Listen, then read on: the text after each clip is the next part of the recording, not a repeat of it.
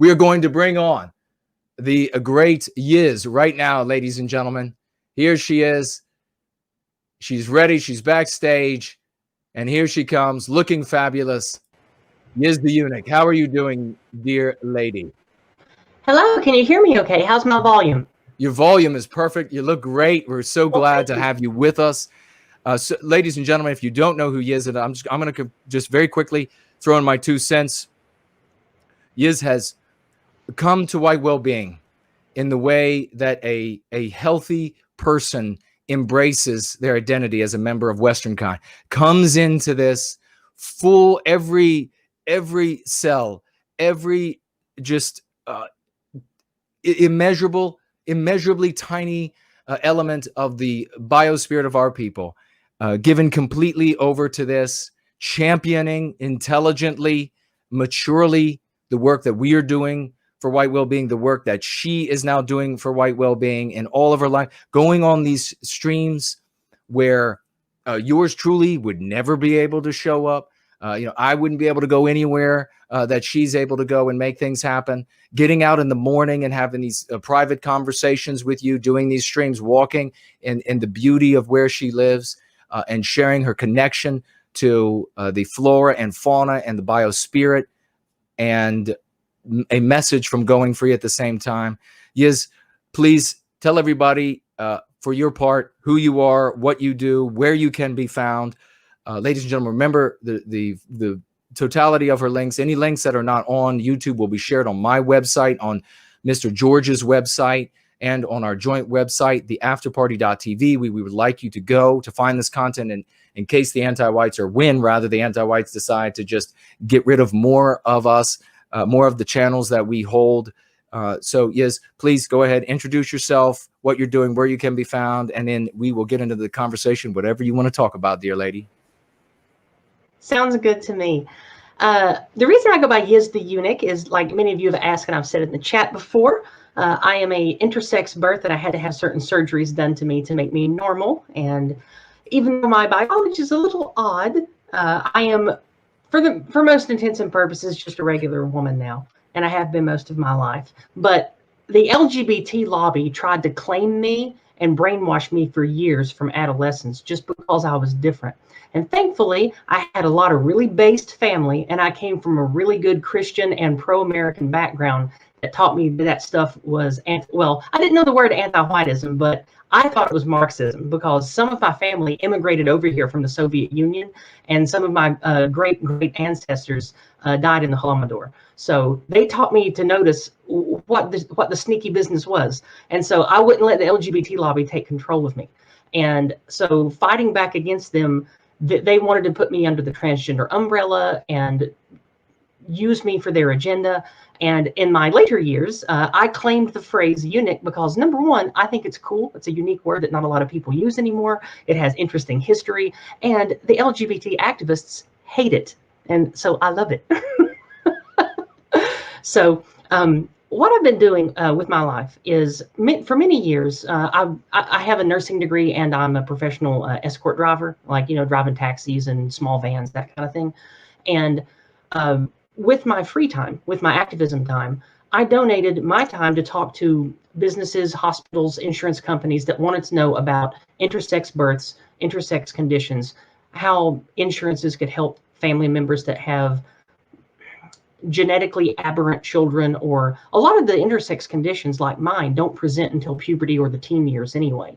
So I did a lot of activism with that, and especially around what happens with people who need to get life-saving internal surgeries to fix their mutated organs, or to set right whatever's wrong with them. And that led me, unfortunately, to lock horns with the LGBT activists, because they were absolutely counter to me, because, well, science, biology, reason, logic, all that stuff. So they were my mortal enemies in the activism space, even though they tried to, at the same time, use me under their umbrella and everything. So that was going back about 10 or 11 years ago. And that's when I really started to move towards the white positive sphere, because my race was weaponized against me at every turn. And I'm not going to name the city I lived in, but I lived in a big city out west for about a decade in the Southwest. And it got so bad in the last 5 or 6 years that I basically lost my community. I lost my job. I lost everything. And they were trying to get my home taken from me. So things were not going well for me anyway. And about 2.5 years ago, one loved one and then a second loved one came down with a critical life problem that they're probably both going to die from. And so I moved back here to the mountains, the Smoky Mountains, on the border of Tennessee and Virginia. And for the last 2 years, I've been struggling trying to find work, but I've worked really hard most of my life, so I'm not poor. I just don't have much extra money. And I'm here taking care of sick and dying loved ones and doing a lot of white positive activism on social media and on YouTube. And that's what I wanted to talk to you about today. So now that I've told you some about my life to try to condense this down as best as I can for your show, Jason, do you have any questions or back and forth about my introduction? Yeah, I want to say what is the most important thing of all, and this is something I spoke privately about with Yizz early on. And for me, it was the most poignant, the most poignant fact, and so moving for me, in that Yizz just talked about being born intersex and being a bit in this sort of in between world, and although then, excuse me, developing into a woman. Later on in the teenage years. But what was really moving for me was that Yizz is a person, and this can be true for all of us, ladies and gentlemen, in different ways. Yizz is a person who could legitimately say that the identity, as far as sex was concerned, was confused, and yet when she started her life, and yet she found her identity as a member of Western kind. And that is the most beautiful thing that I can possibly imagine. It is. Well, my parents and my immigrant family from Eastern Europe, not only did they have a very firm understanding of just how terrible things went for most Europeans in the early part of the 1900s, but they had a firm reason to love what we had going in America because we embraced, nurtured Western kind. I know that we all have our qualms about what we've been taught and the things of history that we disagree about, which we won't name, of course, because we love the Jason's channel. But the family that I had that were not from Eastern Europe are Scottish and Irish immigrants in the 1800s. They were normalized Americans, but they also loved America, loved Western kind. They taught me to celebrate my people, all my different heritages, all, the British Isles, everything. And I wasn't raised in a way like most people my age. I'm 40, and yes, I know I don't look like it. Thank you. But I'm sorry, I'm just playing. But no, you don't. You don't. No, I just thought it was sweet. Well, I don't have any wrinkles yet. I take good care of myself. And other than being intersex, I have really good genetics, so I'm pretty happy about that. Amen. But I stay out of the sun though, because I'm white as a sheet. But which is beautiful to be white as a sheet. Please continue. Thank you. But I was raised by people who were mountain folk and who were working class, and I grew up in a little place in a mountain holler. My grandparents, they one of them was a ditch digger and worked in septic yard. One was a school teacher. Another one worked at the press. And they literally helped build up this area in the early parts of the 1900s. And even though I grew up in the late 70s and early 80s, it might as well have been 1952 here. And I'm very thankful for that. When I was young, I was resentful because being different, having a medical problem that makes, the parents raise you as a sort of a weird, effeminate looking boy. And then between 9 and 12, I grew a foot and grew breasts and hips and stuff and developed like a woman.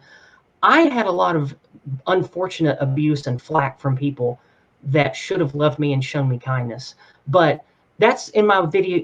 That's in my video on my channel called Fatherhood. I talk about, even though I suffered a lot of abuse at the hands of what I consider to be backwards, ugly thinking, those people are still better and kinder and were better to me than all of these anti-white Marxist LGBT jackals ever were, ever. As much as they didn't like me and thought that I was something weird, and the religious nuts in my family thought I was cursed by some evil devil or whatever, like, they were still better to me and didn't fail me like these so-called progressive anti-whites did.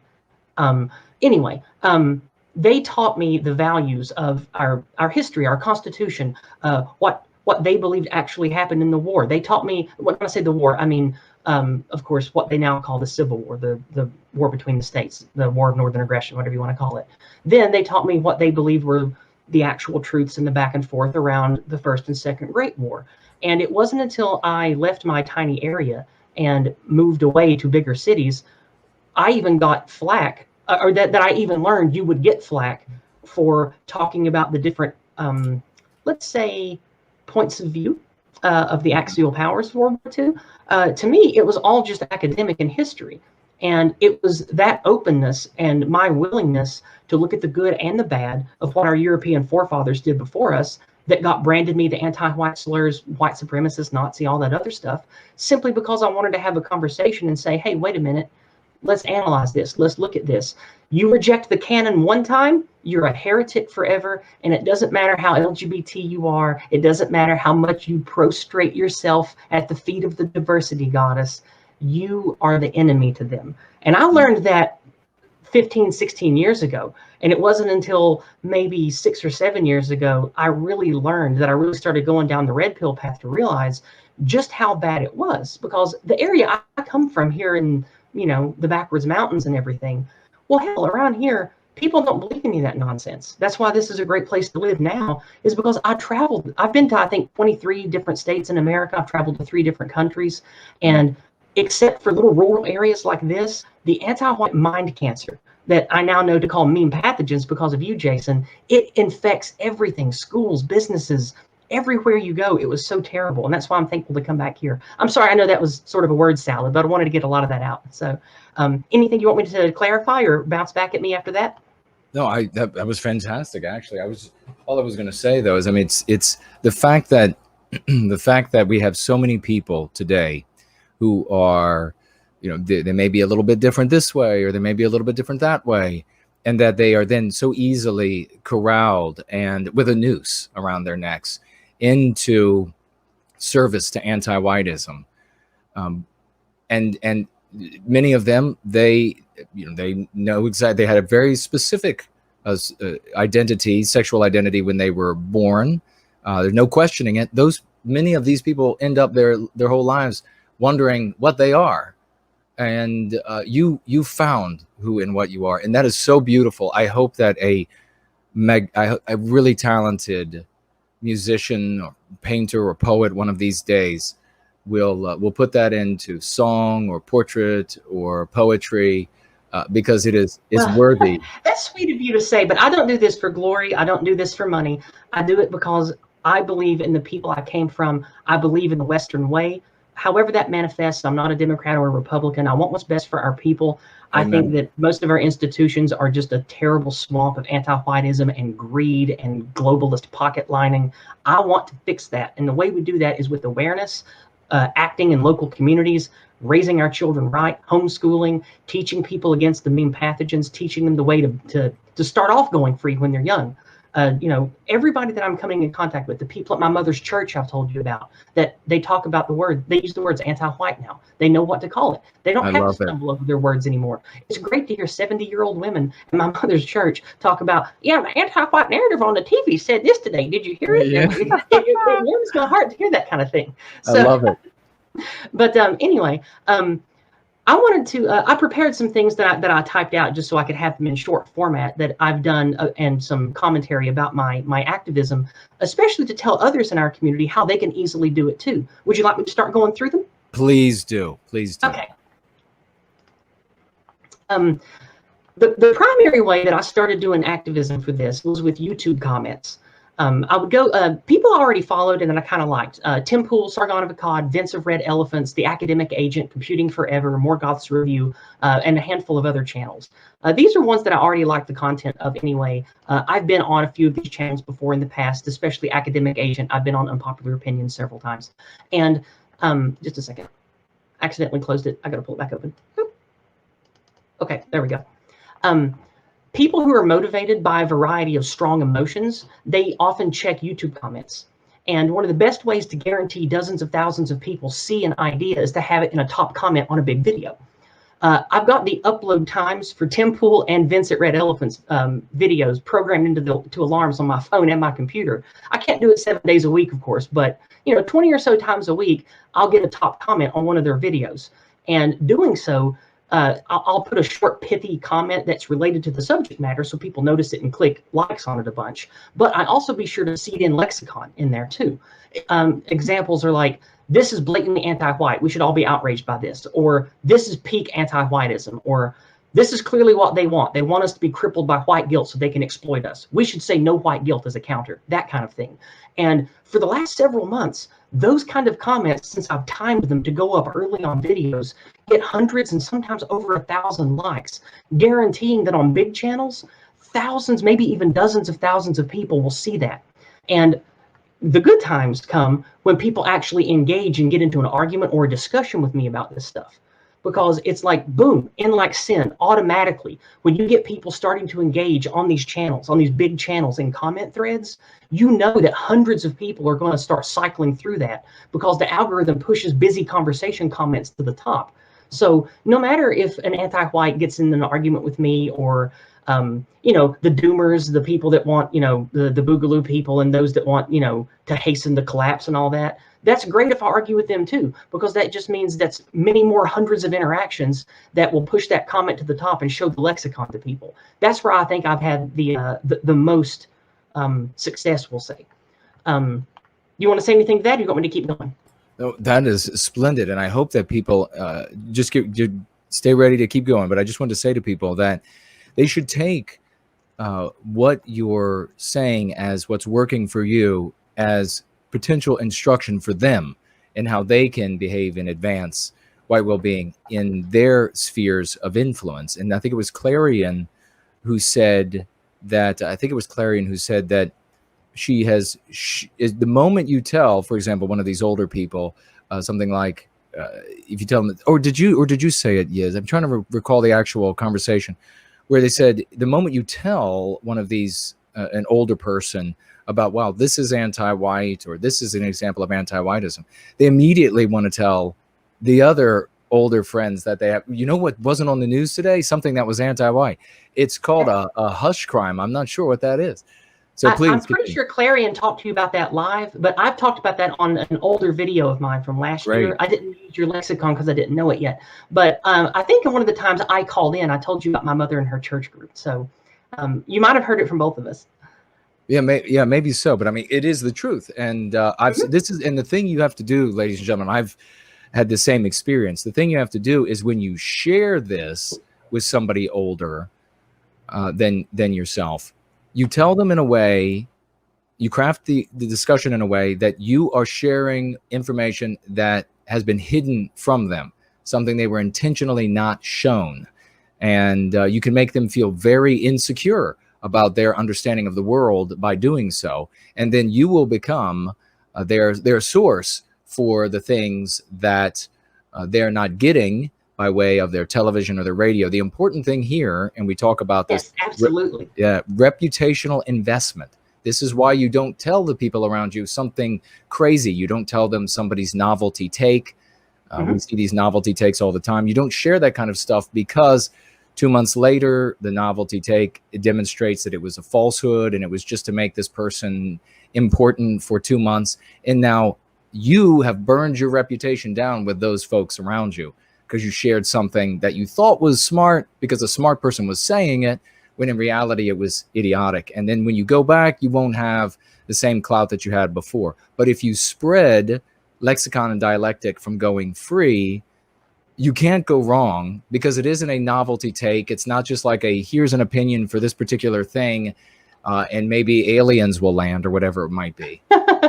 You give them something powerful that you can't burn your reputation on. So that's important. What I've gained the most clout with people in my everyday life is exactly what you're talking about. I share hush crimes, statistics, demographic change numbers, and I tell them what the news isn't telling them. That's all I do.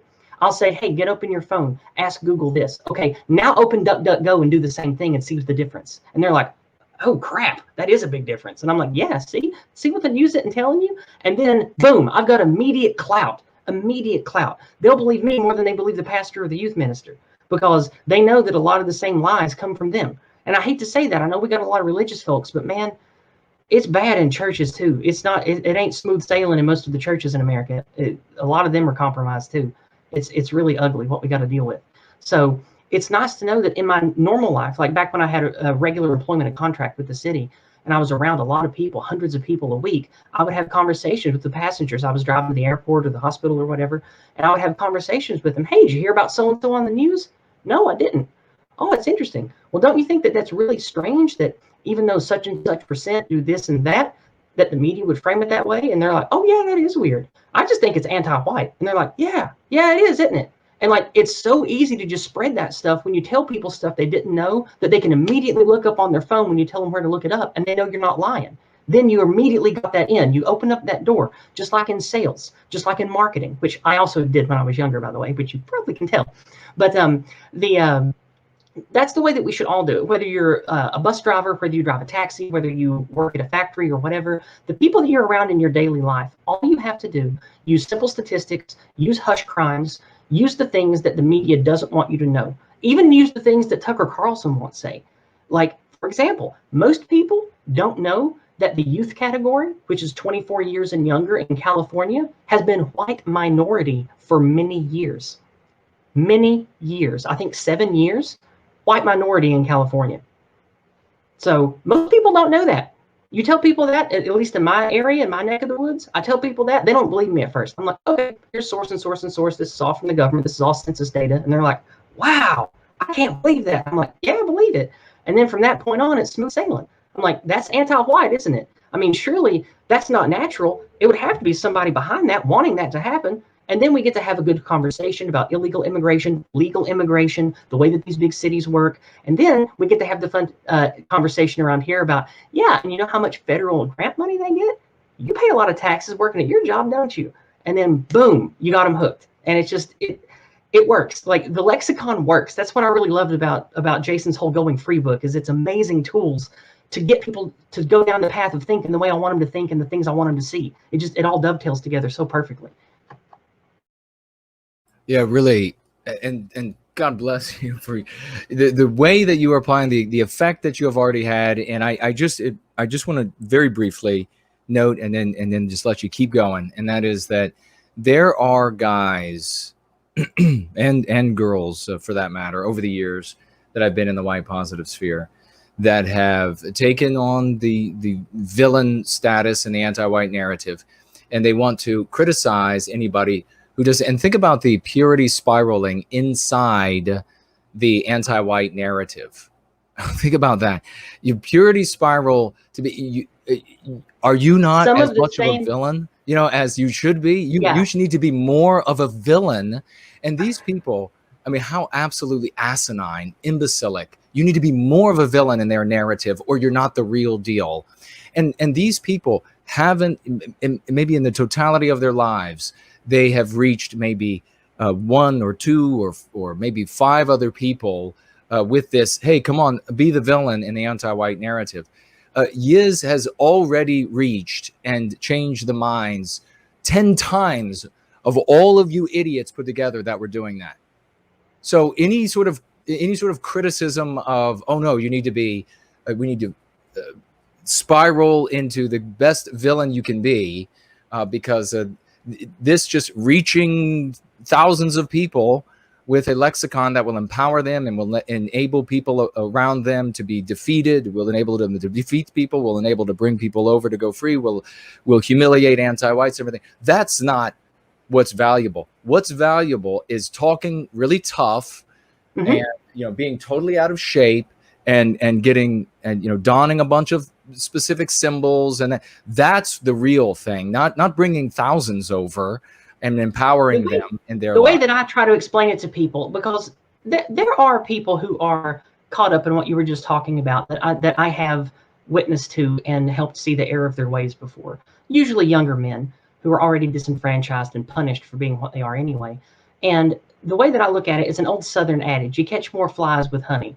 And some people are like, yeah, well, you catch even more flies with manure. What's your point? But the way I look at it is, I look at it through the hero and the villain narrative.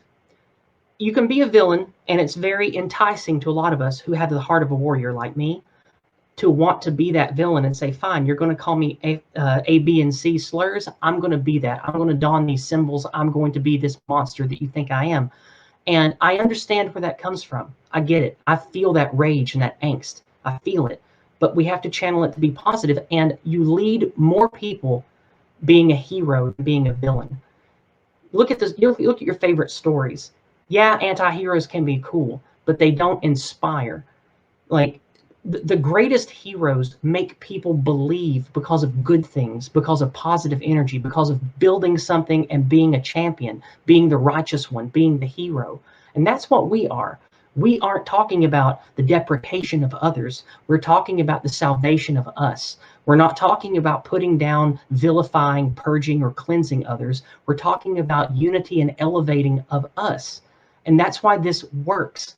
And I've had so much more success with this lexicon paired with my already positive track that I was on to help lead people towards a better future. And it's gotten me this far. And I think that we all need to echo what you just said, what I just said. We need to be heroes. We need to be positive. And I even say this in my videos a lot. Within us, in our biospirit, our people are the spirits of the greatest adventurers, explorers, warriors, philosopher kings, inventors that the world has ever seen, that humanity has ever known. It's in us. We carry it with us. And if we can channel that and show people that we are the heroes of this story, you can be the hero of this story. Just do it. I think that goes farther than trying to be any kind of villain or monster or anything negative, because positivity sells. People want to be heroes. They want to contribute to something positive because that's something they can give their children. Being a villain has no future. Being a villain doesn't have grandkids, but being a hero does. And I think that's why it works for so many people. And that's what I hope that people can feel in my message and in my work. Oh, I definitely feel the spirit of the West coming through you without question. And you will, throughout the rest of your life, you're going to empower uncountable numbers of folks who otherwise would have continued to be in misery, would have continued to hate themselves, would have continued to lose conversations with those they could bring over, with anti-whites, humiliated by anti-whites. Instead, they do the humiliating of the anti-whites. Yeah, the spirit of the West is absolutely coming through you. And I just want to say to everybody, as we continue this conversation with the great Yizz the Eunuch, I just saw another great Anglo-America showed up just now in the live chat. I want to say that if you have not shared the URL either from either of the YouTube channels or D Live or any of the platforms that we're on, please share it now with all of your circles of influence so we can bring as many people in to hear this life-giving message of going free that is really changing the lives of people. And what you're seeing in Yizz, ladies and gentlemen, I want you to appreciate the reality. She's tapping into the spirit of the West. Do you want to tap into the spirit of the West? Do you want to be better than you are in all ways? You can do so. You have to go free. Yizz, please continue. Okay. Everything I've said so far, everyone can do. That's why I love it. And I'd like to continue with something else we can all do too.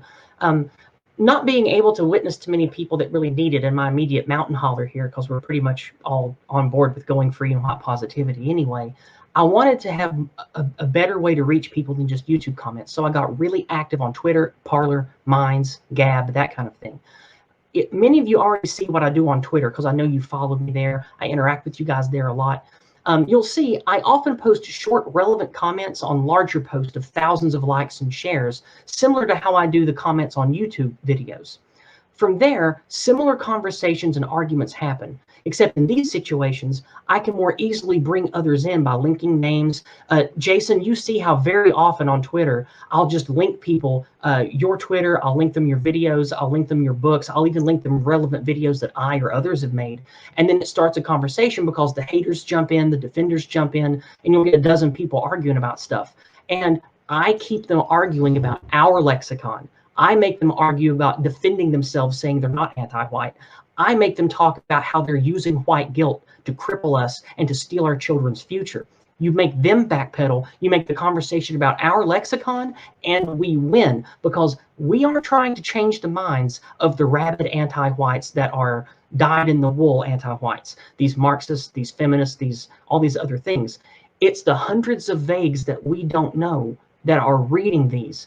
You get into an argument with someone who's got 20,000 followers, even if only 100th of those see that conversation, that's 20 vagues that see our lexicon. That matters. And I know it matters because many times after these lengthy threads on Twitter or Parler, I will get a vague, or even someone who's not a vague, who's actually left-leaning and votes Democrat, messaging me saying, where did you get, I need links for that info you sent, that you talked about. I need links for those crime statistics. I don't believe you. And that's an even better way in, because then if I change their mind and show them proof of things that they've been lied to by the anti-white narrative, then that's going to spread like leaven through bread, to be biblical, through their communities too. And I see this happening a lot, especially on Parler, because Parler has a lot of right-leaning people and centrist people, the free speech crowd from the United Kingdom, people that are sort of, excuse me, that float between kind of centrist, vague, and maybe nationalist leaning on Parler. There's a lot of right-leaning people on there that I've gotten to witness to as well. So I want to encourage people, use the lexicon, get engaged in social media discussions, be careful what you target. Don't argue with trolls that have obviously troll accounts. Don't dump your time into people that have very small followings and don't have active Twitter feeds. That's a waste of time. It wastes your time. What you need to do is target really active accounts that already have followings on other sites, YouTube, BitChute, or maybe they're journalists or something. Get into arguments and conversations on these people's threads and activity. That's what I do. And then it circulates through our community and people can see it and they learn the way. And I would like to speak one more thing about this before I pass it back to you, Jason, is remember to speak peacefully and calmly. That is critical, because that's how a champion, a teacher, a wise woman speaks. You can be emotional and fired up if you want, but only about people who you're not arguing about. Be outraged about how governments fail, about statistics, about the rapes and murders of our people that are called hush crimes. Be outraged, but target your outrage to things that aren't directly in the conversation. Be calm, speak peacefully, like you have something wise and valuable to share. And also stand your ground. Remain on point. Always keep it on our lexicon and keep the conversation flowing, because we end up looking like the good guys that way. The vagues I mentioned earlier that watch these conversations and read them and then message me later, they almost always compliment me on how composed that I remain. I'll have a discussion with someone for 30 or 40 tweets, and every tweet they say something nasty to me. I never bite the bait. I always stay calm and polite and speak calmly and directly about the issues. And that is what wins over vagues. That is what gets people using our lexicon. They'll see it work, and they'll see the strength that it gives you when you use it. And I think that that's great. And the best thing about that is, so many times, even if I'm in a nasty argument on Twitter or Parler with someone, I keep my cool, and by the end of it, they apologize to me. Do you hear that? Apologize to me, even though they disagree with me and still think I'm an evil anti-white slur. They apologize for their candor. I don't say anything, but I accept it calmly, because that is so resonant with vagues who are just watching and not participating. To see the person that supposedly is on their side, because they follow this person that has a lot of followers, or who is a media pundit or something, they will see them apologize or act like they were in the wrong for saying such ugly things to me. And that is huge. If I can do this, you can do this. I do it in my bed. I do it when I'm waiting on somebody at the hospital for chemo. I can do this on my phone. You can do it too. And I know what we're doing is working, because I see hundreds of you doing it on Twitter and Parler already. And I'll pass it back to Jason. Well, that is absolutely brilliant. A perfect articulation of the lexicon and dialectics, a perfect articulation of how each and every single one of us should approach the service to white well-being in promulgating going free to as many people as we can. Absolutely. I'll just echo what you said. Once you identify a troll, once you identify somebody who is rabidly anti-white, and you're not going to be able to bring them anywhere. And when it comes to an anti-white, a troll is not going to be useful no matter what. Bouncing, an argument on a troll, they're going to say the most ridiculous things, and so that's going to be useless. An actual anti-white, you could pass messages back and forth a couple times to educate others, bring people in. You might know that specifically, like, person X, and they were unsure about an anti-white position, perhaps. They didn't quite believe that it was really anti-white for X, Y, or Z. Tag that person on Twitter or Gab or wherever you are, so that they can see. They're forced to see this conversation where the anti-white is absolutely saying the thing that they were unsure whether or not anti-whites were behind and what their real objective was. And then, just like she said, keeping your mind on the objective, which is to bring the vagues over to going free so that they can begin down this path and they can be empowered, their lives can be improved, and they can then begin helping others around them. Yizz is doing such a magnificent job. I couldn't be more excited. Well, I'm excited too. I'm having a great time. And one last thing I'll say before I move on to something else is, don't think that people with big channels don't recognize you or know you. I've been following Carl Benjamin, Sargon of Akkad, since he was a nobody, because I think I met him first on 4chan years ago. But he doesn't know me from Adam, of course, but I've followed him through all of his work. I like him. I like a lot of what he has to say, of course. He's a great way. He casts a wide net and brings a lot of people our way. And lots of times, people like him, they do have an ego that you can use. And I don't mean that in a bad way. When you make your livelihood for your family about being a personality, you care about the input you get. I will send him little messages on Parler, back when you used to have Twitter a couple of times. I'll send him messages back when you could even message on certain other programs that they axed. Now you can't send messages on YouTube anymore. But now I use this kind of messaging just to let people be aware of things. It doesn't matter if they respond. You don't have to have a conversation. But the greatest thing that I've done with my email campaign or my private message campaign is getting back and forth between Vince of Red Elephants. I have spoken to him several times in email, telling him, hey, you do great work. I love what you say. You're on point, sharing crime statistics. I'm thankful and I praise that are not lies. It's very important. You mustn't lie. You must always speak the truth, because the truth is power. But that doesn't mean that you can't also make subtle requests, such as with Vince. I'll say, I think what you talked about in this video was great because of these reasons. But I think it would resonate even stronger if you would say this is part of the anti-white narrative. Or those actions, instead of using this word, you should say anti-white instead. And then in one email to him, I likened anti-white and anti-whiteism to anti-Semite and anti-Semitism, and that seemed to work really well too. And now you can tell from his live streams on DLive, he's becoming more casually using our lexicon, and things like that matter. Just imagine if 1,000 people started messaging people with big accounts, email, private messages, private tweets, that kind of thing, telling them, hey, I like your content. I think you do a great job. I think it would reach even more people and give you even more power in your words if you say A instead of B, that kind of thing. And that I've had a lot of success with in changing just the language alone. And like Jason talks about on his channel all the time, it's the words themselves that become the memes in people's minds that will really help us with the things that we struggle with. And I'll pass it back. I cannot stop being amazed by you and so many others that are, I mean, you're blowing me out of my... This is not a magic show. I'm not trying to impress you. I'm excited to talk about the work. No, I know. I tell you, this absolutely is the advanced placement class, and you are one of the top at the advanced placement class without question.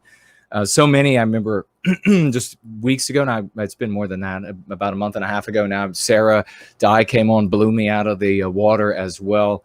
And for some, they're going to be really talented. They're going to have the potential to do really great things, to come into service to white well-being.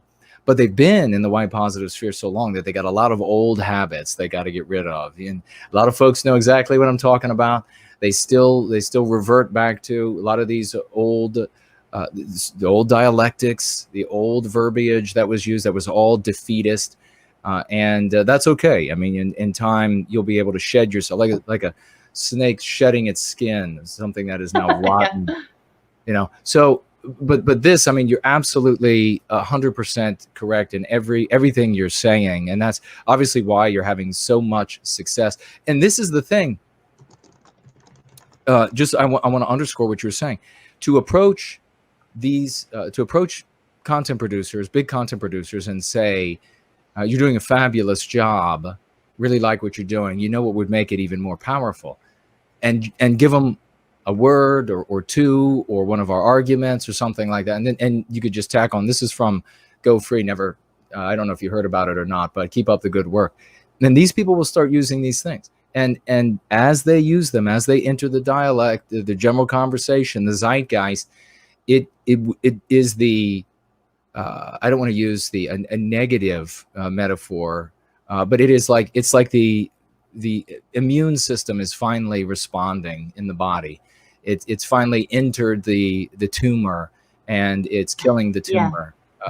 That's a great way to say it. I've always had a motto is to pray and hope for the best, but prepare for the worst. And I like Going Free because it's language that I can use in my daily life. What I'm planning for, doing, or have to go work, I can feel like I matter, and I'm doing some kind of positive activism good for my people, for my country, all those things that matter, without having to feel like I have to stop doing what I'm doing or change my life tremendously. I just get to weave it into what I'm doing already, and I like that, and it feels good. It feels right, and that's, like I've told people before, like, this is not an insult to Jason. I'm skeptical of everything. And when I first came across Jason, I was a little skeptical of his methods at first. But I listened to a few streams and I was like, hey, that stuff's really catchy. What he's I like what he's laying down over there. And then of course I ordered his book. I got it a few months ago. And man, I was blown away. It's really great stuff, Jason. I have to say, it's the words, the language, it works. Just like how Brother Raymond down in Australia made his video, how he was celebrating how, hey, no white guilt really works. It works, people. It's great. Like, that's kind of how I felt the first few weeks I started using it with people around me at work. So it definitely does work. But well, that's I have one beautiful. more thing I'd like to talk about. Do you want me to get to that, or do you want me to pass it back to you for a bit? Well, no, I just want to say that there have been more than, I mean, I don't know the exact number, not an enormous number, but there have been quite a few individuals who have written. I shared some of these beautifully written emails over different Going Free streams, where people said, well, when I first came to the work you were doing, when I first came to Going Free, I wasn't sure about this. It was so different. It's so different than everything that has gone before. And this whole idea that it's out of the anti-white narrative, and what does that really mean, and could that possibly work? And in some of these, I'm thinking of one right now. I wish I could remember the gentleman. Maybe he's in the live chat and he could speak up. But he said that he kept resisting opportunities to use it because he thought, oh, this isn't gonna, it won't work. It'll look stupid. And for like nearly a year or something, if he's here and he can speak up, he could let us know. It was like nearly a year he was watching, read the book, and actually using it. It's supposed to be used as a workbook. And then finally, and he was kicking himself, he finally started using it. Let's just see what happens. I'm going to go ahead and see. And he just blew away all of the anti-whites in his midst. All of the people that he was trying to convince earlier suddenly came right over to him.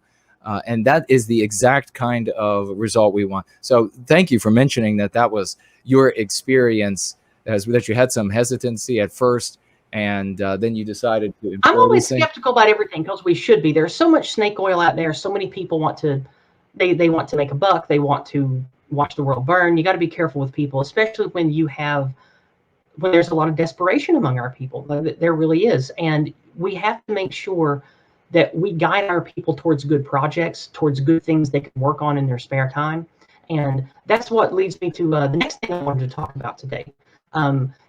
Excuse me. Have you heard of a Polish guy who has a project called the Pulse Drop Project? Have you heard of that, Jason? No, I have not. I came across him a few months ago, just after I came across you. It's a series of ideas of how, in light of the the anti-white oppression that we get from government, from schools, from social media and everything. It's a long series that he has as a plan, how we can maintain communications, business, create our own products, even if our governments and our economies fail us. It's a way to build connections, to create small groups of people that can facilitate trade with each other across the internet. And we're even, excuse me, and the people of the Polestar project are even creating their own communication technologies. And I helped them start their fundraiser project for it. And I just wanted to bring that to your attention and the people in this community, because this is not one of those dangerous prepper things where like it can get you in trouble with the law, or it wants you to, prepare for an insurrection or anything crazy like that. It's just a good series of steps that has a really active Discord community about putting people across all languages of European people in contact together, and give them projects they can work on for building secondary lines of communication and technology for us to grow into the future with. And I thought that if you weren't interested in it specifically, many people in this community might be, because I help them work on stuff in my free time too, because I can do it from home. So I just wanted to bring that to your attention and see if you knew about it. But you say you haven't heard about it before? I'm not. One thing I looked at, somebody sent me a link a couple of weeks ago that had a what I was. I don't know if this is the same thing or not. It was something where you had to put in your information. I guess. What did they want to know? I want to say that they wanted to know like your actual information, where you lived, and what your political affiliations are. And that would be something that I would. That's definitely not what I'm talking about. That must be something different, because this is all anonymous, and it's the conversations about it happen through Discord and secondary sites where you don't have to use any real information at all. It's just people that come together to talk about work projects and stuff. And it's about building connections, our ability to produce basic and complex goods, even if normal lines of logistics and infrastructure fail. And the best thing is it doesn't involve taking up arms or marching on anything, nothing risky that would get you hurt or thrown in jail. It's just working on building an international community of European people that are, no matter what happens in the future, even if things work out all dandy and everything will be magically fine, we will still have that nice web of connections across the entire white positive sphere, whether Anglo-speaking or otherwise. And I really fell in love with this plan. It's like 13 videos long. It breaks down everything that we can do for A through Z of building communications technology, having grow farms to share food and stuff if certain logistic lines fail. I call him the man with the plan. That's what I like to call him. So I wanted to just invite people to give his videos a look. I think they're really fun and cool. I participate in his Discord quite a bit. And it's something that gives me a lot of, I don't know. It gives me like I said earlier, I like to hope for the best, but prepare for the worst. The Polestar project is my prepare for the worst work, where hoping for the best work is the kind of activism that I do in my daily life with going free and stuff. So with your permission, I would like to share the link to the Polestar project. Is that okay to share it here? Yeah, go ahead. Okay. Then I sent it to Brand Danger. Okay. And he's got the link. He can share it in the chat there. Because the guy who created all this, the man with the plan, his name's Orel, and he's a Polish dude, and he's really witty and fun. I had him on my live stream Friday. So if you want to check out my live stream Friday where we talk about the Polestar project, we go on for a couple of hours about it. It was a really fun stream. I just had him on my community stream. And speaking of, now's a good time to talk about my community stream. I've been doing it for the last couple of months on Friday before the Chuck Martell Garage Party. And I've been, my community stream, Jason, is to cast a wide net of everybody that basically likes Western civilization, centrist, normal right-wing people, conservatives, third positionists, anybody that just likes Western civilization and cares about our people. I'm inviting them to come to my community stream. And so far, we have between 30 and 50 active viewers for the entire time. And my goal is to soon break 100 viewers. But so far, we've had a lot of great interaction across many different groups. And some of them are even here tonight that I've brought to the Going Free community for my community stream. So hello to all of you that have come, as well as my some of my loyal fans, Jason, I call my loyal Yizraelites, which is, of course, funny. That's funny. But they've come over here, too, for my live stream and the things that I'm building on my channel. So that being said, I think that, let me see if somebody shared it in the chat. Yeah, Brant just shared it in the chat. Thank you very much, Brant, for sharing that. Definitely go check out Orel's videos. They are long, but they're brilliantly laid out. He has excellent plans of how we can build communications and technologies and grow farms and stuff in our spare time and network with others that love Western kind and do it on the down low. It's really good stuff, and I definitely recommend looking into it and participating. And we have a very active Discord too, so that's fun too.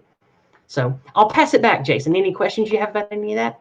Well, I am going to say to folks that if they do have questions or comments for you or myself or both of us, or general news items that you would like us to speak to before we say goodbye to Yizz tonight, please make sure that you tag me as No White Guilt on the No White Guilt channel, Discipline with NWG on that channel. I won't be seeing your comments on D Live until later, so don't put them there. You can put questions or comments in the question widget on Entropy as well. And yeah, I do see a great many folks. Big hello to everybody who came over with Yizz tonight. You are in the right place, that is for sure. And we are growing rapidly. But no, you can please proceed, dear lady. Well, the last thing that I'll say is we have to be careful about the language that we use as a guard to ourselves. I would like to talk about the suppression and the censorship that I have started coming up against just doing white positivity, especially on YouTube. I know Jason listened to it.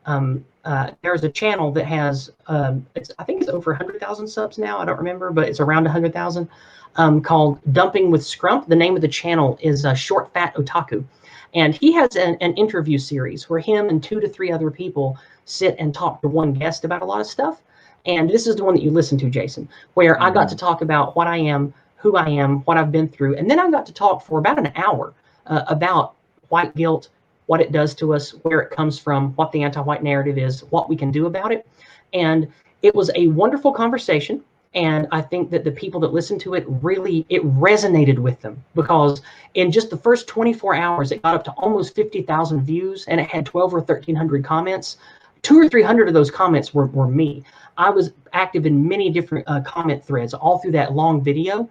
And one of the threads was 30 or 40 comments of just me talking about going free, about why ending white guilt is good for everyone. It was a very positive, healthy conversation. The language used was all positive, no hate, no Fed posting, nothing like that.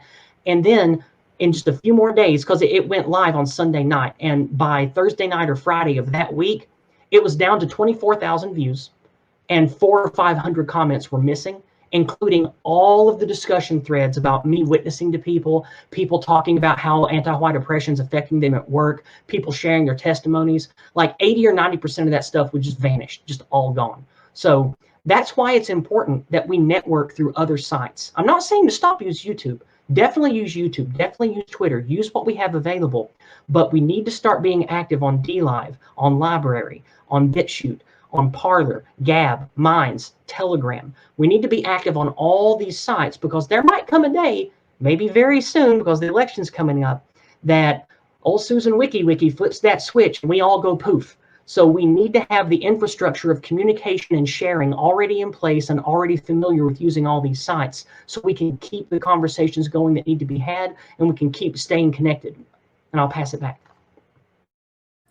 Absolutely brilliant admonition. And ladies and gentlemen, Yizz did a sterling job, an ace job, a Promethean job in that discussion that she had with those folks. She kept politely turning it back to going free and how this has been. And these folks were nice enough fellows, but abstractionists. And of course, we're not going to be able to save Western civilization, the abstractions that they care about, without saving Western kind.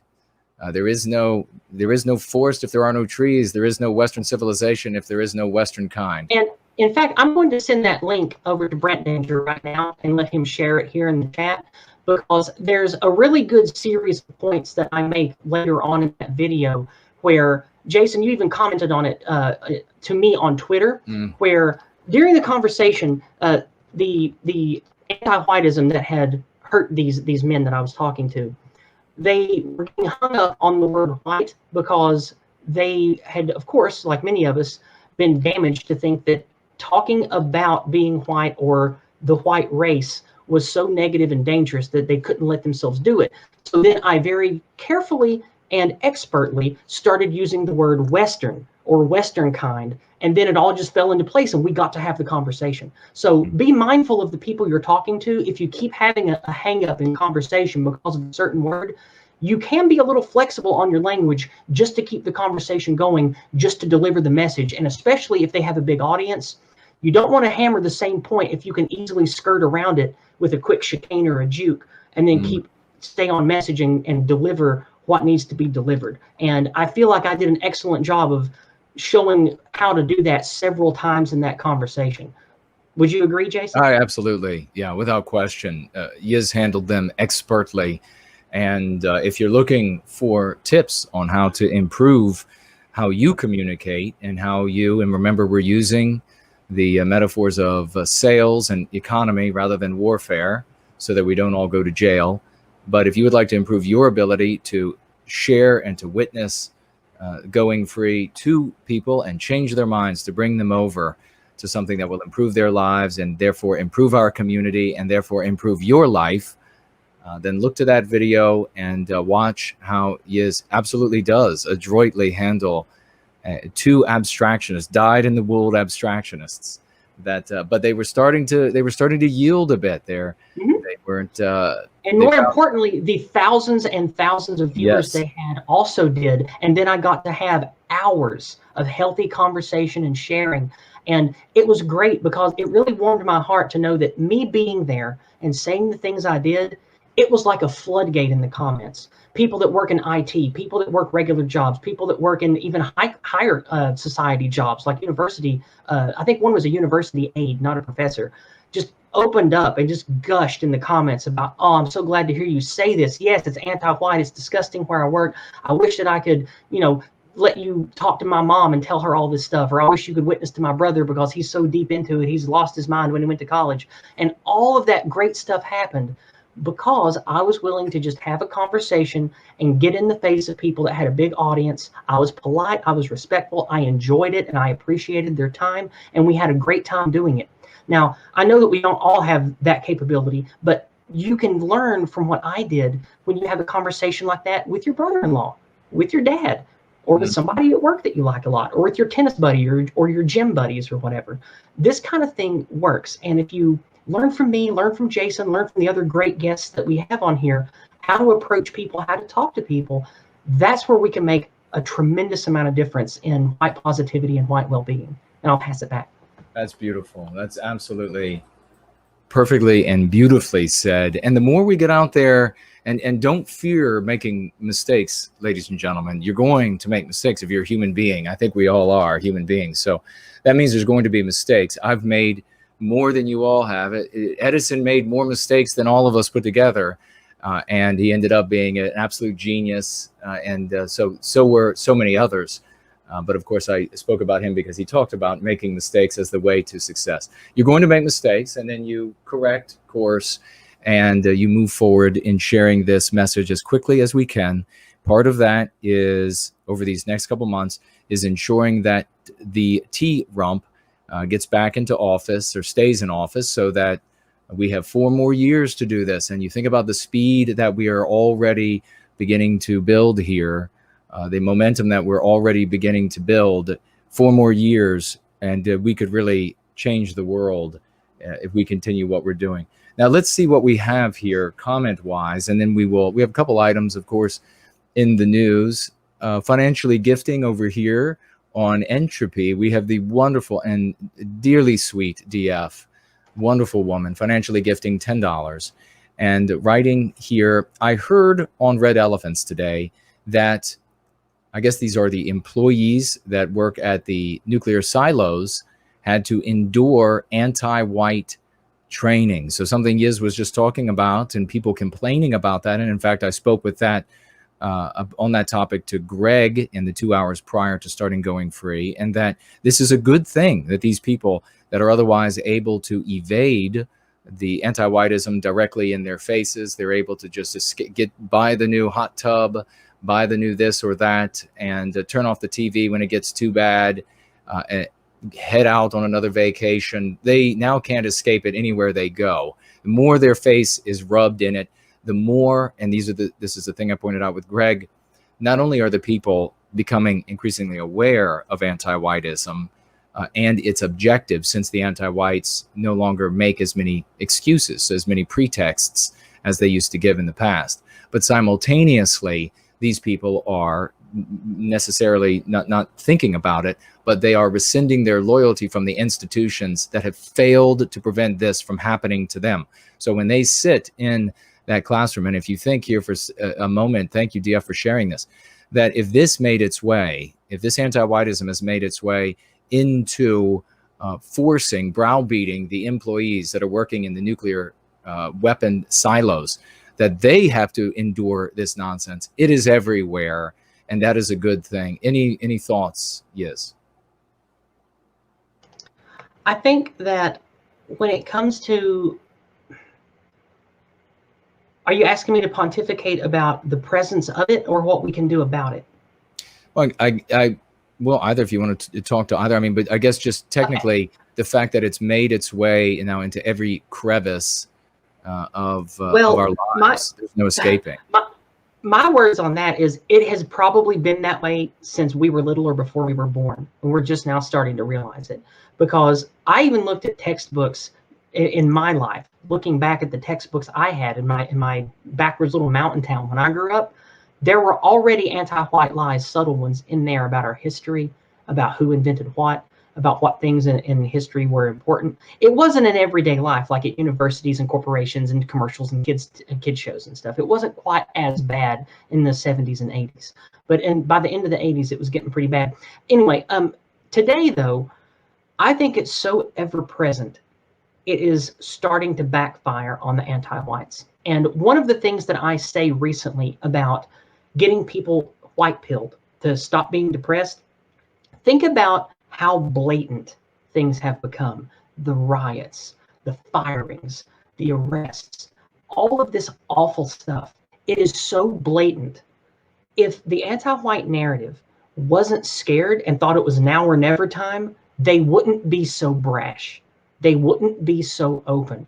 I think that all of the awareness that 2020 has given our great people, I think that it's good for us in a way that all this terrible stuff is coming to the forefront because of two reasons. It's white pilling to think that our enemies are actually panicking because they're scared. And number two, so many people are easy to reach now. Where 15 or 20 years ago, they weren't. They weren't willing to hear because things weren't affecting them yet. Now it is. Now we got smartphones. Now anybody that's even half aware can see half the cities burning in America. So we are getting a lot of good things out of the bad this year. And yes, it is ever present. Yes, it's everywhere. But I am not black-pilled like I used to be. Maybe it's going free. Maybe it's just having community. Maybe it's just getting up and being active every day. But I don't think that's clouding my vision. I think I'm right. I think that we actually have a chance to make some real change for a difference in the way that our countries are going. And I believe in what we're doing. And I think that it's because of the ever-present filth that the anti-whites are causing everywhere. So that's my thoughts on that. I don't know if that was exactly what you wanted, but that's where it led me. Yeah, that's perfect. And indeed, that mentioning about the older textbooks, absolutely correct. It's so comical and sad when I hear these younger people say, so I'm gonna criticize both younger and older, but hear younger people say, well, it wasn't bad until like 5 years ago. It's like, okay, sure. And then you also will hear from older folks, well, when I was a kid, it was just fine. And then I've gone to their movies when they were a kid, their books, and pointed out all of the anti-whiteism. So yeah, the anti-whites have been at work, and they work through any medium they can and with any ideology they can. And that is why it is so important to not call them by the names of their taking. Because if you call them by the names of their taking, one day it's like Halloween. It's like one day they're Dracula, and then what you're going to focus on the Draculas. And then the next day they're Mummy Man. And then you focus on the mummy, and you're going to just keep getting had over and over and over. That's why we call them the name of our giving rather than the name of their taking. So very important. I used to run into that problem a decade ago, between like a decade ago and 6 years ago, before I left that terrible city out west.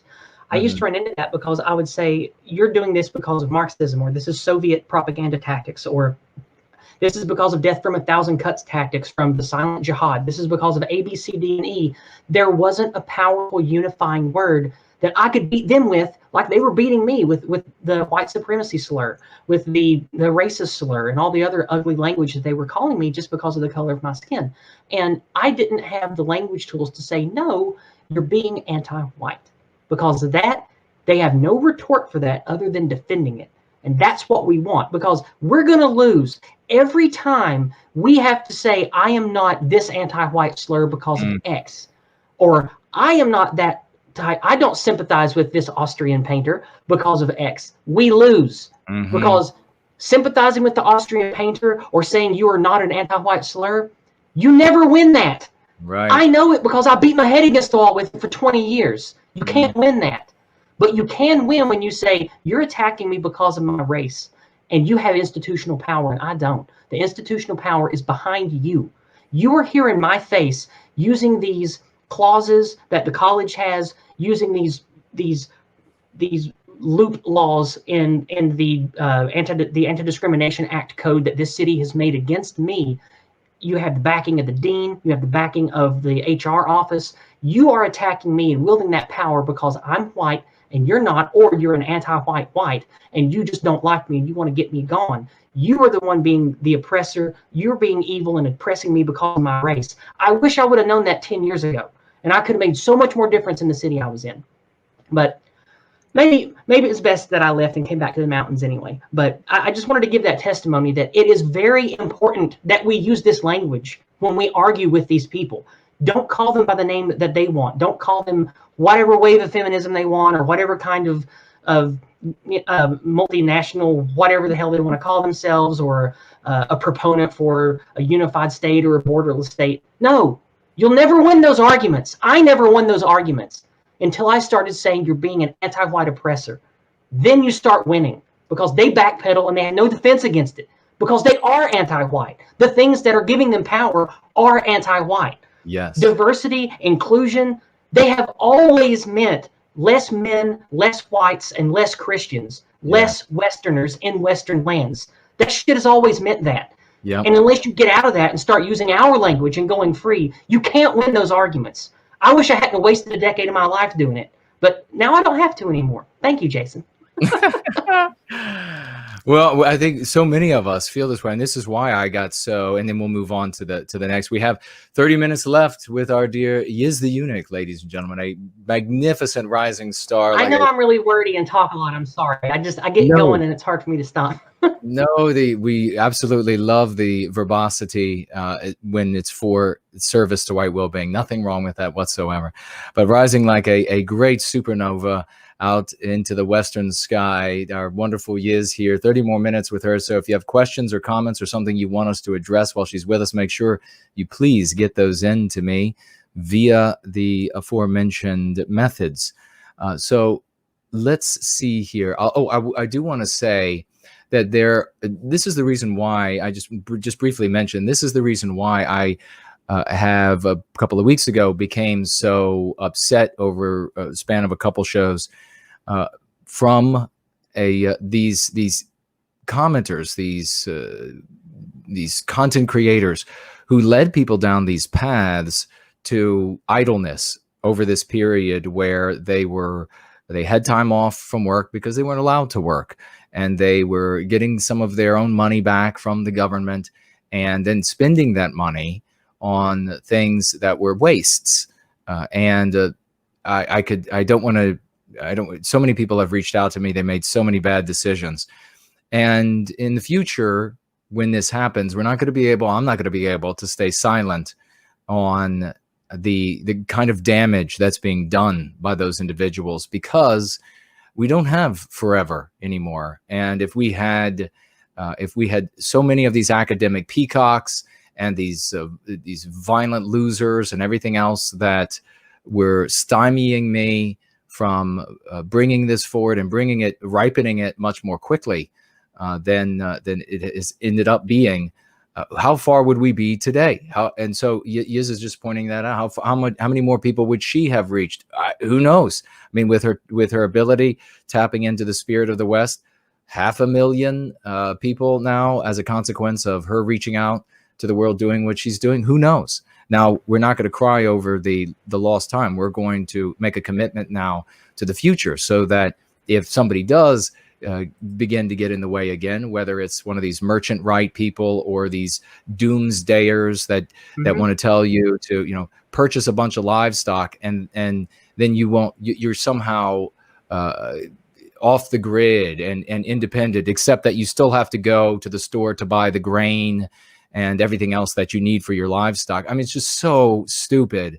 This time, moving forward, there's no more time for allowing these people to convey deleterious, absolutely destructive messages. And I'll be kind enough to reach out to them privately first, and then if not, then we'll have to name them. We have Lark Ascending, financially gifting 10 beautiful British pounds. Thank you so very much for that. And writing here, to help keep the show on the road. Indeed. And that we need to do. And it happens by way of the liquidity, ladies and gentlemen. Over on Cash App, we have the wonderful Laurel doing double duty. As always, she works on Nat Connect with Way of the World. And we thank her dearly for all of her efforts that she is making. And she financially gifts $25 to White Wellbeing today. Writing here, nothing will be forgotten. And that she's obviously speaking to, thank you so much, Laurel. She's obviously speaking to what I was saying earlier about how we will never forgive the anti-whites for the murder of Cannon. They will always have to make amends to us for the murder of Cannon and every other white rape, beating, disfigurement, everything that the anti-whites are responsible for. We never forgive. They will always have to make amends.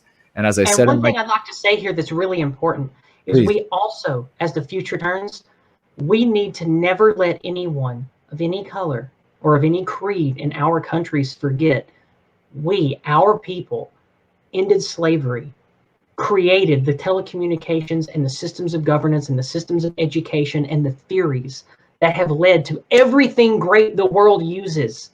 Don't let them forget that. If they're going to damn me and they're going to put the onus of my ancestors on my neck, well, then they damn well need to praise me for everything else my ancestors did. Never let them forget that either. Yes, amen to that. Althea does a great job on Twitter, I've noticed, reminding these anti-whites, oh, well, how do you like electricity? How do you like a washing machine? How do you like... absolutely. We have over here, back again, the magnificent 41BMC financially gifting $25, a great participant in this community. A big salute to you, good sir. $25 for White Wellbeing, and writing here, rest in peace, Canon Hennon. Well, thank you so much, and indeed, rest in peace, a true tragedy. And we have here the Great Sloths financially gifting as well. $5. Thank you, dear brother. Great participant, very active, as you all know. $5 and writing up to 400 total will be tripled by Roy and I now. So 400. Sloths is now saying that we were obviously reaching the end of the doubling by John, and then again the doubling by Roy. And now we have Sloths coming in, ladies and gentlemen. Let's get a massive round of applause for Sloths. So is Roy also? He's also went from 301 to 400. It sounds like, and Sloths is also going to double. So that will be because I'm sure we reached the first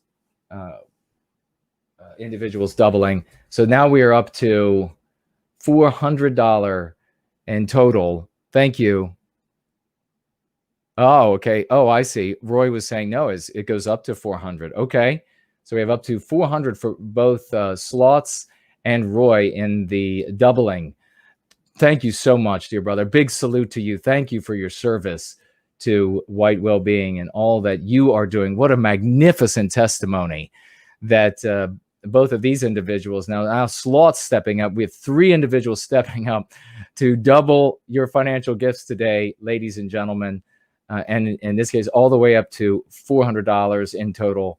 God bless you for that service. And I will be talking about some of the expenses I cover with these financial gifts over the course of the night a little bit later. And of course, one of the most important things is that I am continuing to build and have now for some time the organizational entity that is revolutionary, something that has not been done before. And the anti-whites don't know how to take down, unlike everything else that is being taken down. So God bless you. A big salute, a spotlight for Sloths there.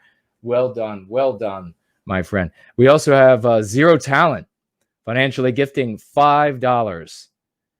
Things are moving forward. This is the place to be. Amen to that. Zero Talent, a great participant in the community for white well-being as well.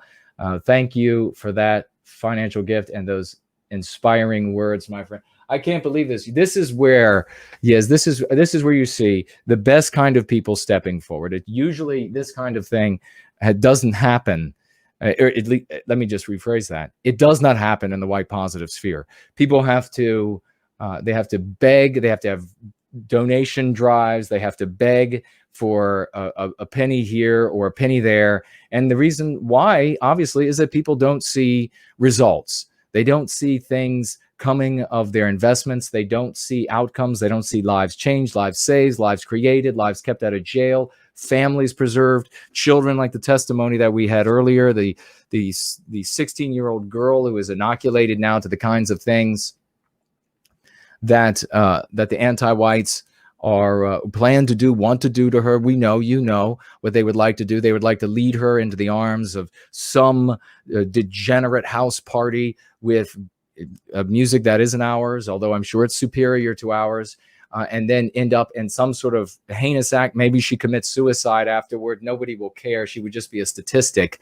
We are making these changes, and as this grows, as it grows, and we're seeing it taking root in different types of Christian communities. We're seeing it taking root right from the mouths of these people, Baptist communities, Episcopalian communities, other denominations, Catholic communities. We had a Roman Catholic wrote just last week. We shared that, it taking root in that community.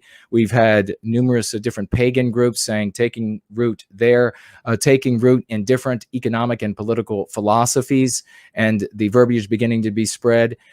Verbiage not only in all of these different areas, lexicon and dialectics not only in all of these different areas, but in other countries as well. So even in countries where English is not the language, taking root there, and people are picking up these concepts just as we pick up concepts from other white countries and cultures, hues of Western civilization, and are able to understand those concepts. The same thing is happening with Going Free. That is why we are attracting the best people in the white positive sphere. That is why they step up like the magnificent Go Free and the magnificent Roy, and now the magnificent Sloths, all stepping up to say they're going to, each of them will double everybody's financial gifts, $350 as a maximum for Go Free, and then $400 both for Sloths and Roy today. What an exhibition of the victory and the success that we have here, and this perfectly running parallel to the magnificent success that you are having in your encounters with the people that you are having conversation with. I just couldn't be more excited. Now, we do have some other, let's see, do we have anything specific? Oh, we have JT Smith saying, and then we'll get your thoughts on it, Yizz. We have JT Smith writing, no white guilt, great guest indeed. She is lovely and based. That she is lovely and based. And let's see. Thank you. I appreciate that. Well, and I don't know why, but there's something funny happening with my camera. I need to sort out. It's some flickering effect. Let me. Okay, you can work on that. Do you have? Need I think another I fixed it. All I had to do was wobble the lamp up there. I think that fixed it. Well, that is the universal way to fix all things electronics. Yeah. You just jiggle the handle. Wiggle it a little bit, and suddenly everything is better. I think actually on one of the trips, I can't remember which one it was. Oh gosh, it was one of the ones that were related to the missions to the moon, but it was one where they weren't, I think, going all the way to the moon, and something went wrong, and I think they actually punched the dash, and it started working properly. So apparently, even on a spacecraft, They if you gave it the old Fonzie. They went boom, hey. right, it just will start working. Well, anything? Do you have anything to share on what I was just saying, and then I'll look for more questions or comments. No, I don't. But I need to shake this lamp again. Oh, okay, no problem. I'm going to mute myself while I fix this. Just go on. I'm sorry. No worries. We have here Black Jack asking, have you ever considered adopting a theme using strong, physically fit Westmen and women for your merchandise? Well, I don't have merchandise. I have collectibles. But yes and no.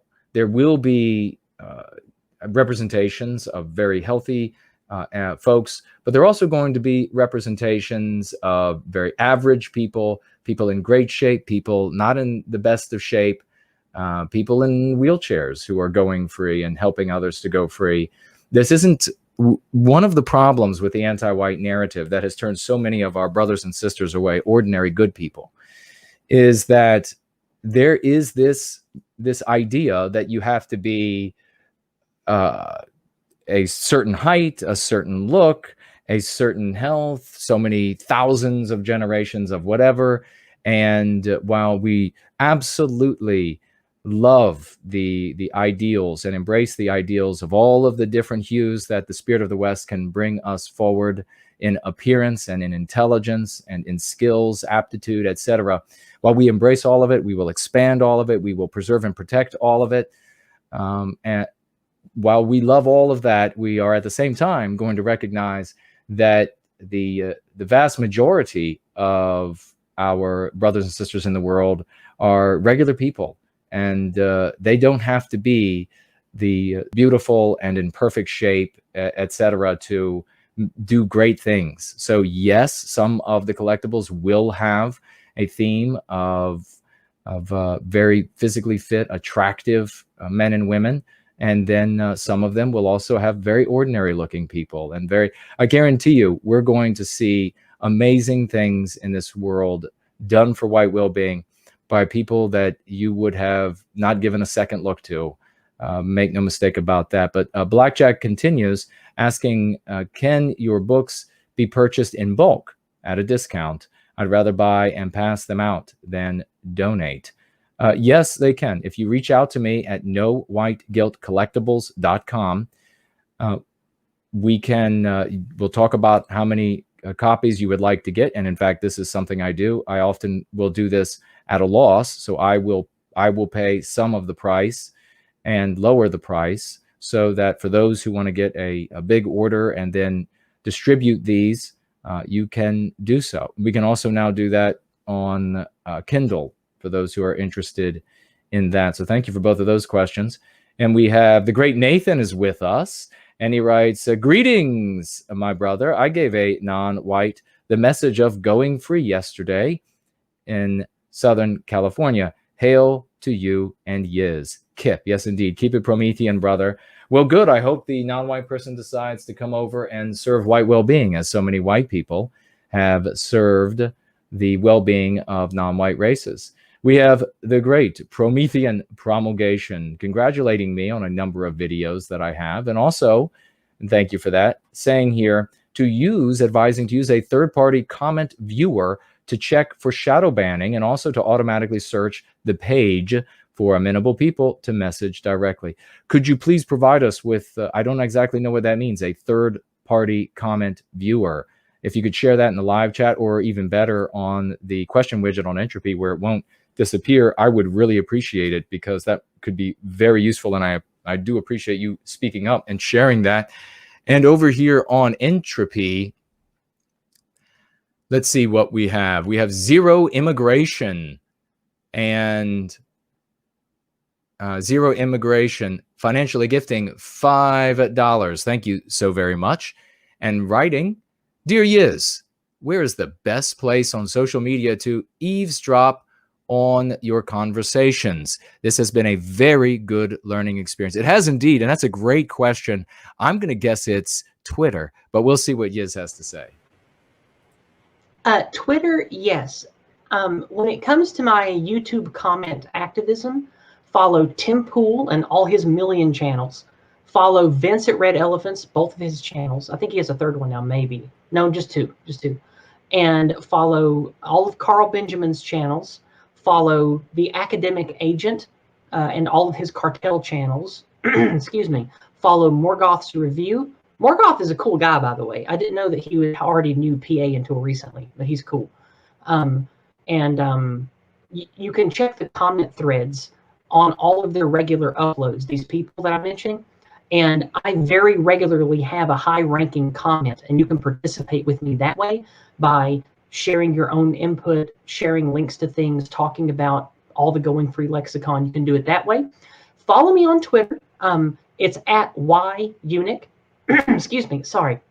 It's I get up at 5 a.m., so I'm at the end of my day. You can follow me at Twitter, and the way that you can jump in on my conversations on Twitter is to follow the No White Guilt hashtag and the Going Free hashtag. If you don't know how to follow things by hashtag on Twitter, it's very easy. You open up Twitter and you click Explore, and then you type in no spaces, No White Guilt, or Going Free. And then that will show you what's popping under those tags. That's a great way to see where I'm arguing or what I'm doing with people. And you can also come across dozens of other of us in the white positive sphere doing the same thing over there. And you can follow, of course, follow Jason, Alfie, Brand, and I can't think of everybody off the top of my head, but there are dozens of Twitter accounts that are very, very active doing what I'm talking about, and we often link each other to things. If you start following those few dozen and click the little, it's not really a bell on Twitter, but you click to get notifications from the account. That way you can get direct notifications of who we're talking to, where we're making tweets, and you can witness what we're doing. And I've even made a few videos on my channel talking about going free. You can look for, it looks like Jason's Go Free book cover, the white with the sketchwork diamond on it. And those videos are called Going Free. It's as easy as 1, 2, 3. And it's little snippets of how I witness the people and how I talk about going free to strangers on Twitter and Parler and stuff. And Jason, I think you even shared one of those in a Chuck Martell's garage party, didn't you? I did indeed, yes. It's really easy. If I can do it, you can do it. And it's important to remember that this ain't rocket surgery, as my grandpa used to say. It ain't that hard. All you got to do is just learn the basics, put yourself out there, follow and imitate what the other people at the workshop are doing or whoever else is on the line. It's the same thing with this. You just learn from us. It's easy to pick up and you start doing it. And if you want to follow me on Parler, I communicate a lot over there. Speaking of Parler, I've been communicating more with the daughter of Albion, and we're planning on doing something together in the near future. Hopefully that gets off the ground and we'll get to do a little back and forth together on a stream. And Parler is great because a lot of people that have been banned and kicked off Twitter go to Parler. So it's really popping right now. Lots of centrists, lots of vagues bouncing around over there. It's really easy to have a good going free, white positive conversation on Parler. And I like it a lot too. Now, don't leave Gab out. Gab's really good too. A lot of us are over on Gab, but I find that most people on Gab pretty much already agree with me on everything. And that's both boring and useless for activism. So most of my activism takes place on Twitter and secondarily on Parler now. And you can find me at Parler at Yizz the Eunuch over on Parler and Eunuch on Twitter. And I'll pass it back. Brilliant. Thank you so much. And we do have some clarification that Slots has added $50 to Roy's $350 to bring it to $400. That's what was happening. So thank you so much for the clarification, Slots, and a deep bit of gratitude for you for upping Roy's doubling of people's financial gifts. A big salute and thank you so very much. Now we have another question before we know we're running out of minutes here. I think it's 8.5 before we let you go to bed, dear lady. And we have Aunt Sally asking, what flavor vape is Yizz using? Just curious. And then she says, I'm using pina colada or vanilla custard. Well, funny story. One of my few allies and friends in the big, terrible city I moved from is a veteran DJ and drug connoisseur. I have done LSD and DMT journeys with him before. He was my DMT fixer out there, and he was big into vape mixing. He started a really awesome vape shop out there. And I get a flavor called Yizz's Euphoria. It's a unique menthol that he mixes for me, and it's pretty popular. He sells a lot of it. It is pure menthol. No nicotine, no tobacco, no nothing. It's just peppermint, eucalyptus something or another, really super powerful menthol. It's like vaping toothpaste, and that's what I love. It helps clear out my sinuses, and I just love mint in general. So I'm not a smoker. I never really cared about nicotine and tobacco, but this is a fun tech habit that's fun because I like to blow the vapor and it just feels good. So I know that that's really a non sequitur, but it's a fun story. That is a fun story, and thank you for sharing it. This is the first time we have somebody with their own flavor for vaping, so that's fantastic. We have First Lady of the Americas financially gifting $20. Thank you so very much. First Lady of the, of the American Theater, and she says with her $20, rest in peace, Canon. Thank you so very much, dear lady, for that and that financial gift. Those are kind words. And remember that we eternally hold the anti-whites responsible, and they have to make amends to all of us for it, and we will forgive them as soon as they forgive us for every lie that they have told about us for all time. And we have, who is this? Let me see. I can't remember what your name is on the live chat. What shall I call you? I'll read you $10 financial gift. And if you could maybe let me know on the question widget, because I don't know if I've said your first name before on the live stream. So $10 financial gift from this wonderful gentleman whose name may or may not start with the letter R. Thank you, my dear brother. And writing here, mention the Department of Justice Yale victory. Department of Justice Yale victory. Well, I think there's going to be an investigation about, and my guess is that if the past is any bit of a barometer on the future, when the Department of Justice has looked into these things, they get derailed because there's so many ways for anti-whites to slither out from unctuously slither out from underneath of allegations and investigations and suits. Yes, when it comes to this topic, I say we nod our heads and we let that give us a little bit of hope, but never think that it's going to amount to anything, because this kind of crap has been clogging up our legal system for decades. It's good to see that things may go in the right direction a little bit for us. But we should never stop pushing, and we should never stop what we're doing. No amount of, oh, this might be investigated, or, oh, Trump may say this, or, oh, a politician might enact this. None of that should make us stop doing what we're doing. It should only put more wind in our sails to talk louder and push harder. That's how we make change. Amen. Precisely. And that was Art Acrobats. Thank you so much, dear brother. A great participant in the community. And that's a great question. And thank you for the financial gift. And I will point out that we need to keep the conversation about focused on us. Don't fall for this trap that it will seem seductive. This is the siren call of the disease of anti-whiteism that you're infected with.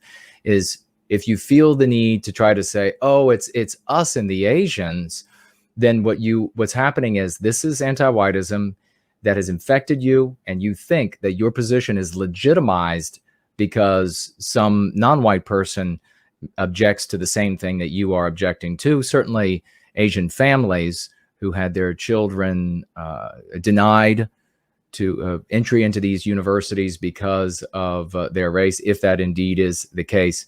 But I would wait until this plays out to see exactly where the chips fall.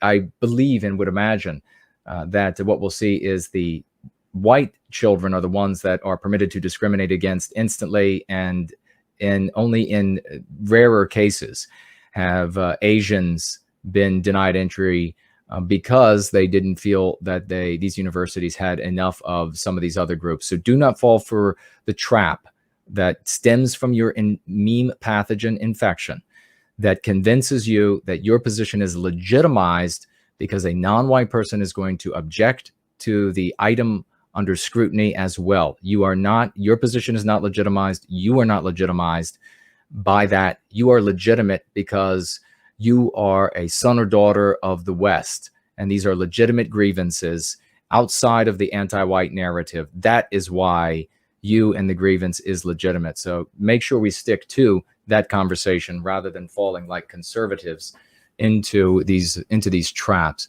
So let's see. I did have, let me check discipline. Okay, we look good on discipline, and we're gonna have to. I wish I had like party poppers, or I don't know what we could do here. This is about. We could pop a champagne in victory. Well, we're gonna have to pop it. If I drank, I don't know. I mean, I have to pop some apple cider or something. I'm not a drinker either. I'm just making that. Right. Well, I mean, it's exactly. It just is the metaphor for celebration. So yeah, it makes sense. But we have to get a huge round of applause going, ladies and gentlemen.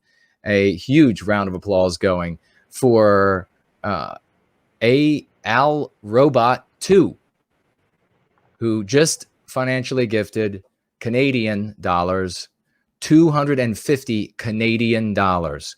Thank you so very much, dear brother. That's amazing. That's a great folk tithe. Thank you. Yes, it is. Very, very well done. Thank you so much. And I think this is the very first time, unless I'm wrong, I could be wrong, that Al Robot numeral 2 has financially gifted. Thank you so very much. Writes here, I always felt close to my fellow Europeans, that we rely on each other, that we have to rely on each other. It was always something much more. Amen to that. We do. And we are going to be the ones who pass through the eye of the needle in this storm that is growing around us. And we will come out the other side as a people. There will be some that won't make it. And some of them will have deserved to, and others will have not deserved to. And we're just going to keep those raucous, wild, celebratory emotives. Is that where the name originally came from for the emojis? I just thought of that. I never thought of that before. Roy Danton, financially gifting, and this is to cover his doubling. But on top of that, $100 more, 500 US dollars by Roy Danton to the service of white well-being. And he writes here, let's make this going free epic. I absolutely love all you have done and been doing, brother, and truly believe in the first Western sunrise. We will recapture our destiny. God, we absolutely will, brother. We absolutely will. That is an amazing donation. That gets too much metal from one hand. that is so magnificent. Roy Danton doing double duty. Everybody go free tonight with the doubling as well, up to $350. Slots coming in with the jumping on with another $50 to bring Roy up to the $400, $100 more by Roy Danton. Is everybody who is financially gifted tonight to the service of white well-being. And I will be talking to you all about a little bit later in the show about the kind of things I use the financial gifts for, in addition to the creation of the organizational entity that the anti-whites have never seen before and will have an impossible time of putting down. So I don't see, or let me check over here quickly. We have Promethean promulgation. Can I introduce you all to a great content producer named Mr. Obvious for the anti-white, I guess before the anti-white censors at YouTube. Don't look to the amenable people in his comment section. So this person is called Mr. Obvious. Yes, I already follow Mr. Obvious, and he makes excellent content, and we could do a lot of work in his comment section. It's true. Oh, okay. Fantastic. Thank you for mentioning Promethean promulgation. And then Promethean promulgation also writing here, YouTube has recently changed how their comments worked recently, and every site that aggregated comments seems to have stopped working since the last time I used one. Interesting. Well, I want to make sure really quickly And then we're going to have Yizz give her final thoughts today and where you all can find her. We're obviously going to have this absolute meteoric supernova individual back, champion for white well-being back on the show. So she won't be gone long. But I just want to point out that if you are commenting on my threads on the No White Guilt channel, I am not censoring the comment. If you write in there something violent, of course I'm going to delete it. If you write in there something, like something just cursing me or something, it's my house, I'm going to delete it. But if you're not doing one of those things and your comments is not showing up, or it shows up and then disappears, as people have attested to, that's not me. That's people at YouTube. That's anti-whites, or it may or may not be them. I don't, maybe somebody's hacking into their system. Somebody is deleting comments or not even allowing them to post. So make sure everybody you spread that in the community anytime somebody complains about their comments not showing up, and that this is the cause. It is not. I would like, and look at what Yizz just shared tonight. She had massive threads under this video. It had massive views, and then they just ticked down the views by a colossal amount, and then deleted whole segments of threads on the that were underneath, sub threads underneath the main thread. Cut the views in half, and 400 comments vanished. Yeah, just overnight. So this is their activity where I would like giant conversations taking place. It's amazing. I can have like 3 comments on a thread. I know more people than that are writing something under the thread of these videos. So my dear Yizz, thank you for all of your service to white well-being. Everything that you are doing is magnificent. You are changing minds. There are going to be a great many minds, and that you are going to change, folks that you are going to free. This is the thing that we have. That's the goal anyway. We'll see. Exactly. That's the goal. I predict that for your future. What are your things you're working on immediately? Where can people find you and or communicate with you? Fantastic. Where you can find me, Brant has been doing a great job sharing. You can find me on BitChute. You can find me on DLive. I just started a DLive a week or so ago. You can find me on Entropy. I have an Entropy. You can also, of course, follow my YouTube channel. I make a lot of uploads. I have a very popular series called Going Free Morning Walk. It's where, since I'm pressed for time and taking care of, unfortunately, ill people in my family, I don't have a lot of time for making long-form proper content like I used to. But what I'm doing is giving inspirational going free messages and dropping buckets of white pills. And I call it Morning Walk because I go out and walk in the beautiful countryside here. I call it God's country, like they say around here. And what I do is I give uplifting little messages. They're usually between 5 and 8 minutes long. And that's what I'm trying to do most of the time on my channel. That's YouTube and BitChute. You can follow me on Twitter, Gab, Minds, Parler, Telegram, Twitter. That's got them all, I think. Brant's sharing them in the chat right now. And the thing I want to end with is saying what I want to work on is somehow getting involved in person. I'm no stranger to seminars and giving speeches and getting involved, but I don't even know where to start with all that, Jason. Is there some way that I can go do what you do and go speak to people and network in person-to-person ways to do things for our community and to promote white well-being? Is there anything that you can suggest for that? Yes, I will absolutely speak with you about doing that. Right now, okay. Almost everything has been shut down due to COVID-19. And of course, we agree with everything the World Health Organization says, even if they disagree with themselves. We agree with both directions, whatever they say. Exactly. But the in-person. I call it Schrodinger's mask. It either stops or doesn't stop COVID, depending on what the WHO says that day. Yeah, there you go. There you go. Absolutely. Well, and so, one of the people in our chat is actually going to be stopping by this fall to take in the beautiful changing of the leaves with me. And I have already got the printer paper for it. We're going to print out a couple of hundred No White Guilt with No White Guilt org at the bottom on them, flyers to hand out and to post up places. She's in the chat. Shout out to her. Her name is Fräulein Dresden. Oh. She likes to take nature trips in her RV or camper, and she's going to stop by with me for a day or so and use a campsite near here. And we're going to go do a community thing where we go to about 30 or 40 minutes from where I am. There's a state college. And it's very liberal, very left. Its slogan or motto or whatever is pride, Pride, and you can imagine. So I want to go there with someone. She's going to either hold my camera or use my phone and video me, hopefully having positive interactions with people, asking them about their white guilt and handing them flyers, and maybe make fun little videos of us posting flyers up on where it's legal to put them. So we're going to be doing that this fall when she comes by. And I did have someone that was going to go with me and do more community events, but I think the riots made him scared because he has a wife and a son. So he backed out of doing that with me. And I don't blame him. There's no bad blood between us. He just doesn't want to be my wingman for going out into the community and doing stuff like this. So unfortunately, I'm kind of hamstrung on doing stuff like Raymond does because I need somebody to go with me. I don't really feel, I mean, I can handle myself in a fight, but I don't want there to be a fight because that's how you lose anyway.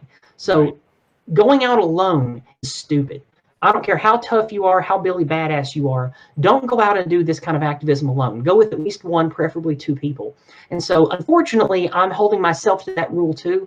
And until I can get at least one other person willing to go out and do community stuff with me, I'm pretty much stuck doing with what I do now and doing my online activism. So that's what I've got planned for the future. But anyone, Jason, any other content creator, anyone who's not a content creator, even if you don't want to be on cam, let me know if there's stuff on the Eastern Seaboard. I live on the border of Tennessee and Virginia that you would like to do with me in person for any kind of white positive activism.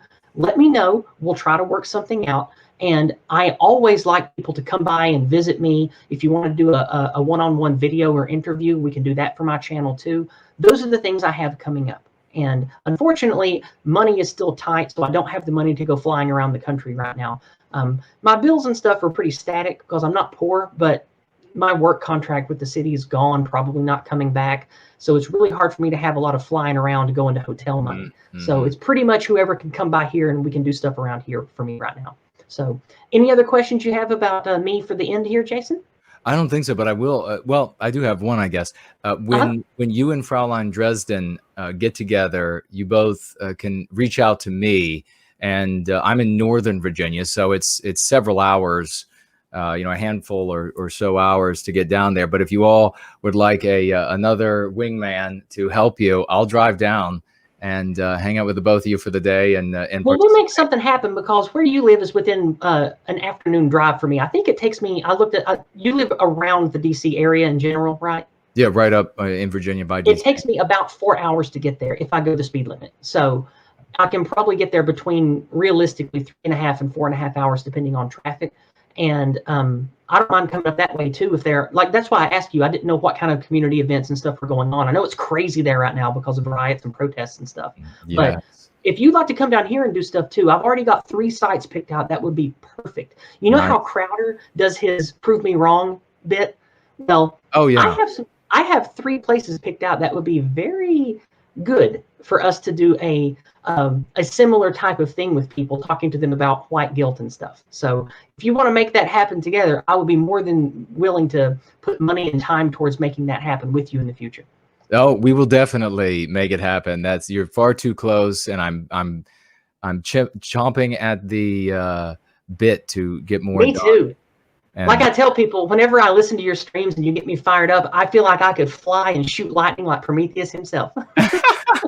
I love that. Well, this has been a fantastic conversation. We're all going to fly and shoot lightning like Prometheus. Lightning bolts of truth. Thank you so much for coming on today, dear Our lady. destiny is ours. We just have to take it.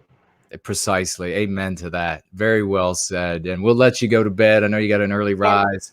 I want to stay on the stream for the next hour or so. I do get up really early. But thank you for this opportunity. Thank you for the work that you've put into going free and contributing to our great race. Thank you. And I'm really glad that I got this opportunity, and I look forward to being on your show again. And I definitely look forward to us doing stuff in person because I want to get really involved in doing stuff for us. So I'm glad that you're amenable.